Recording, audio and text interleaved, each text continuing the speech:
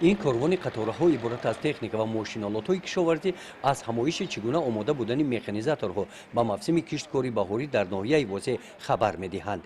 این چاره‌بینی که طبق نقشه ریاست کشاورزی ولایت ختلان راه اندازی کرده شده است با ابتکار ریاست کشاورزی ناحیه دایر کرده شد.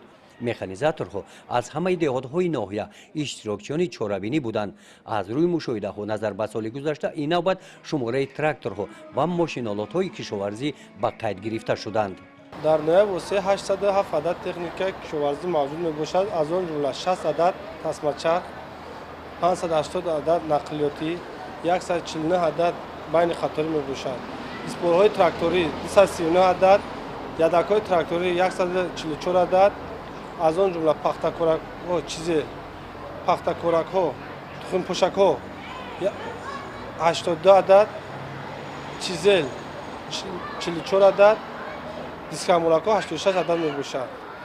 در کشتی بهاری با خط تیار تراکتورها آماده کار است. در این چاره‌بینی نمایندگان ریاست کشاورزی منطقه کلاب با جلب متخصصان ساحه، مهندسان بازرسی نظارت دولتی تکنیک‌های کشاورزی در ولایت ختلان، تکنیک‌ها و ماشین‌آلات‌های کشاورزی را از نظر گذرانیده به حالت آمادگی آنها به موسم کشتکاری بهاری از نزدیک شناس گردیدند. برای بهبودی حالت نگهداشت تکنیک‌ها و رعایت حتمی قاعده‌های بی‌خطری هنگام فعالیت مهنتی و دیگر شرایط‌های کاری در این سمت به مکانیزاتوران مصلحت‌های مفید هم دادند. در همین محیط با امید فراوانی استحصال محصولات‌های کشاورزی و آمد بهار نمایندگان ریاست کشاورزی ولایت شاهد خانه نوروزی آراسته زنان کدبانو عبارت از طعام‌های ملی و پخت و پزهای خانگی از دهات‌های ناحیه گردیدند. در این گوشه باشد نمایش تخمی‌های سنجیده شده متخصصان برای استفاده در اقلیم ناحیه واسع پیشنهاد خواجگیداران گردانیده شد. از آمادگی کشاورزان ناحیه به موسم کشتکاری بهاری در جمعیت کشاورزان نتیجه گیری کرده شد.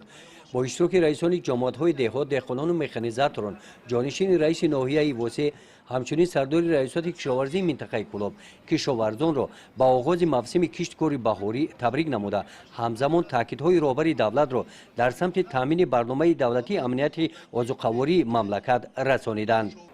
در جنبست برای سهم ارزنده گذاشتن در سمت رشد ساحه کشاورزی با یک قطار مکانیزاتورها و رئیسان جماعت‌های دهات از نام مقامات اجرایی حاکمیت دولتی ناحیه واسع سپاسنامه‌ها تقدیم کرده شدند. گزارش خواجه نظری خدای نظر ظهوروف از ناحیه واسع برای برنامه اطلاعاتی نوید.